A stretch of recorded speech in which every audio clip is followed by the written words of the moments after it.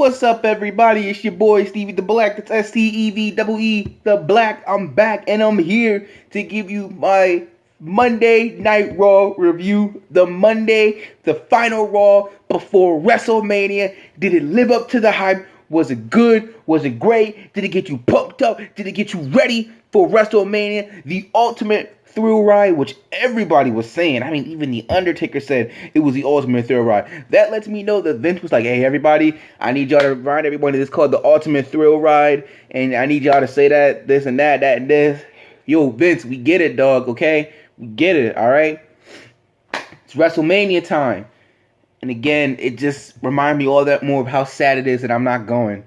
I mean, I love watching WWE, man, and to know that it's going to be 30 minutes away and I'm going to be sitting at home instead of in the stadium feeling that energy is just it just disgusts me so much. It really does. Anyway, so Raw kicks off with the women, the Bayley champion. She comes out, she talks about WrestleMania, how she used to beg her dad, to buy WrestleMania on pay-per-view, and how last year she was in the crowd for WrestleMania, but now this year, she's in WrestleMania, and it's going to be one of the greatest experiences of her lifetime. Charlotte comes out and is trying to get in her head by saying Sasha Banks is clearly using you to get back to being in the title picture because since I beat her, she wouldn't have been able to. Obviously Sasha comes out, says you're full of crap. Nia Jax comes out, says you're all full of crap because I'm going to walk out with the title and it's going to stay with me instead of flip-flopping like it's been for the past couple of months. And then they all get at it. So obviously Raw opening up with the Raw Women's is very different. I like that. I know a lot of people say, oh man, I hate it when Roman Reigns starts the show, or I hate it when the Authority starts the show, or this and that and that and this. So the women coming out and starting the show is definitely good. I enjoyed it. So I gave it a C. Next we had Sasha and Bayley taking on Charlotte and Nia Jax in a tag team match. Again, another great match. And we actually learned that the match at WrestleMania is going to be a fatal four-way elimination match. So that makes me think, well, who's going to get eliminated first? I'm still deciding. Obviously, you're going to get my WrestleMania prediction video this week, but I'm just still deciding on who I think is going to win what match and everything. And this is one of the matches that's like, ooh, who's going to win? So, but for the tag team match itself, I gave it a B. Bayley and Sasha Banks end up winning the match. And after they get attacked by Nia Jax, and even Charlotte gets beaten down by Nia Jax. She holds the title up and says, "This is coming home with me." And then that's it. Next, we have Austin Aries versus Noam Dar. A good, awesome match. Quick warm-up match for him to prepare him against Neville. I gave it a B. Obviously, Neville's matches, Fast Food Championship matches, have been great. Him with Jack Gallagher, him with that match against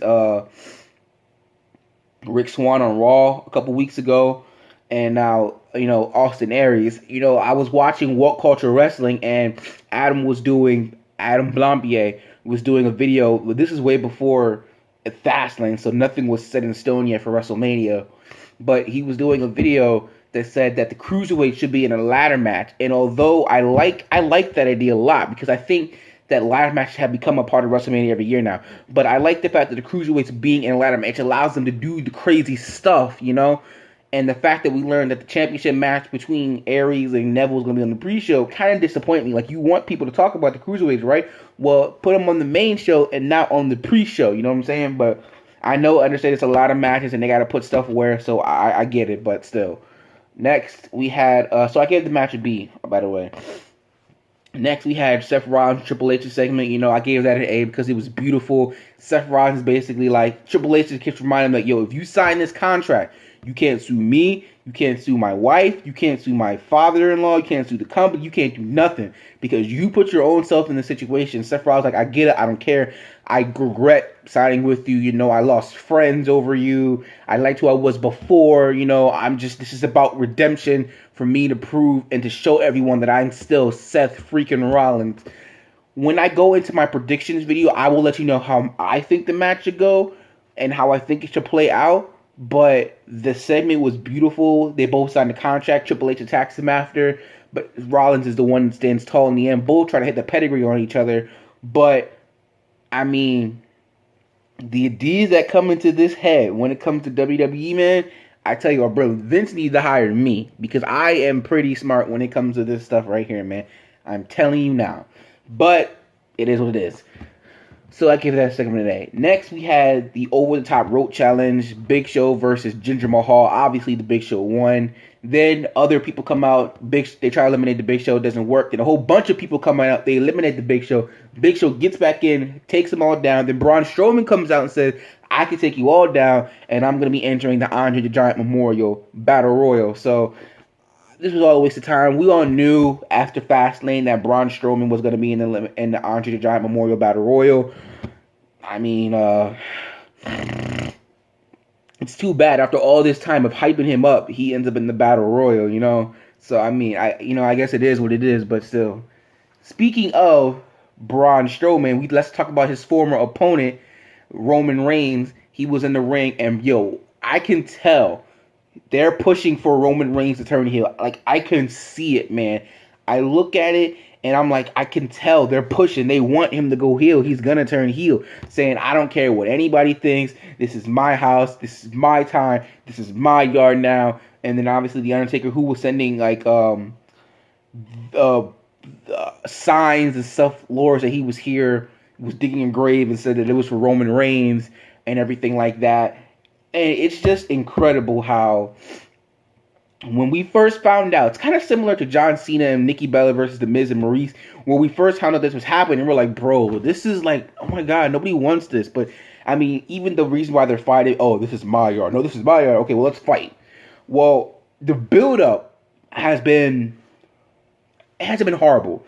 To say that I'm looking forward to this match, only because of The Undertaker.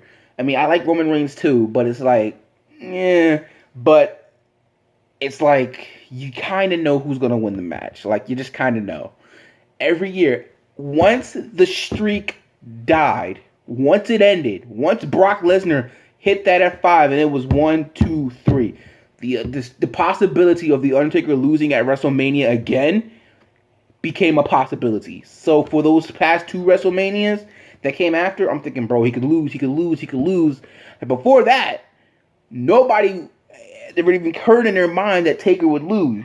Now, Taker still had the streak, and Roman beat him, now that'd be something different.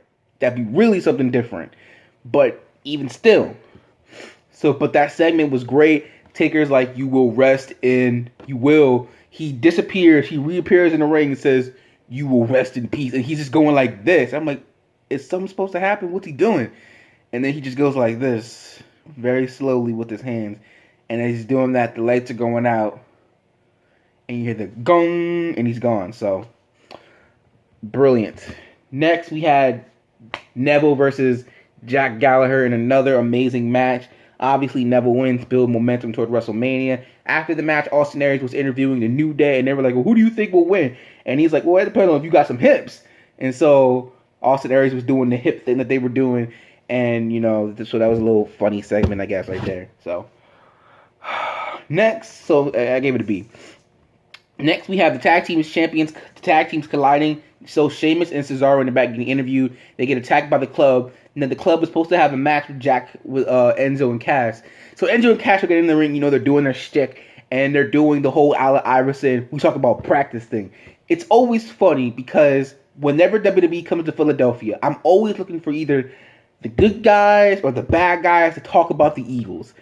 Because, as y'all know, I love the Eagles. That's my team.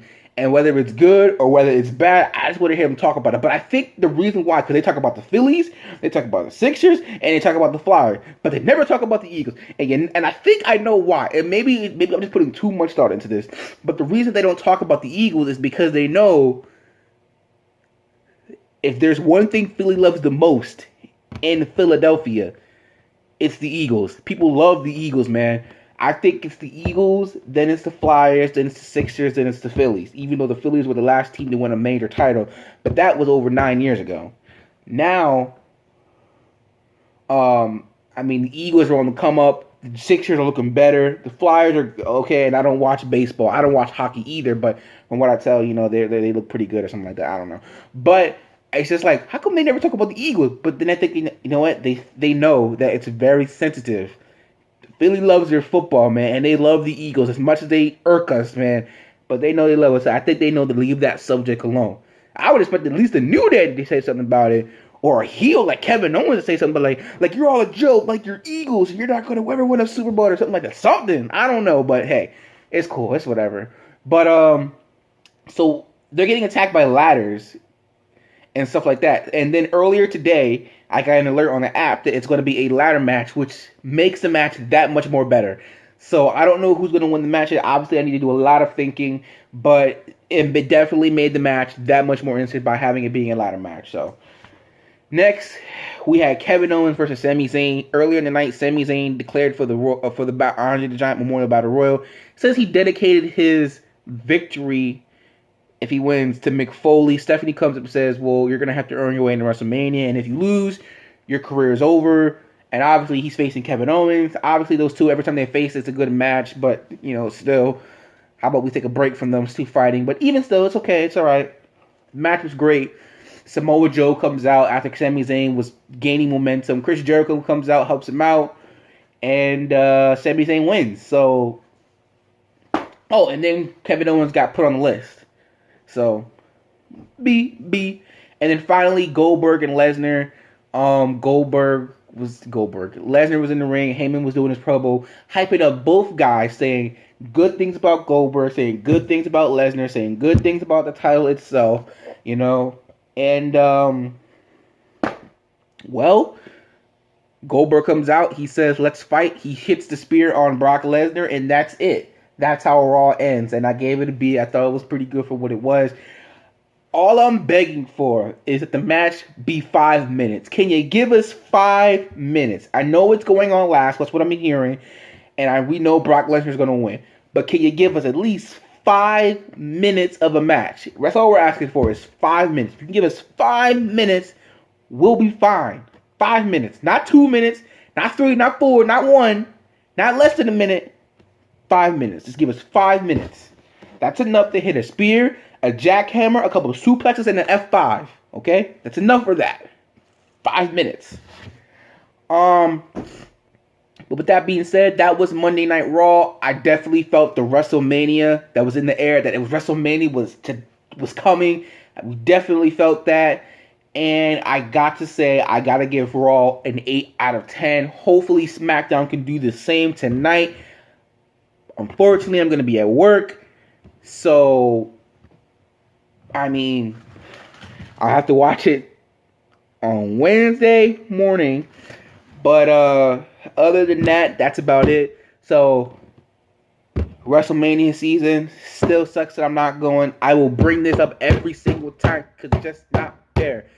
For those of you who don't know the situation, I was going to buy my own ticket. All my dad had to do was buy his ticket and my brother's ticket. But because they cost like $160, he was like, nope, not doing it. But I'm like, it's worth it. WrestleMania is right down the street. Well, not literally right down the street, but I'm just saying it's right down there. It's 30 minutes away. And you're telling me that something that you've been watching since you were a kid yourself, that it's finally right next to you and you don't want to go? Now it's sold out, but you don't want to go? What's wrong with you? It will eat me alive.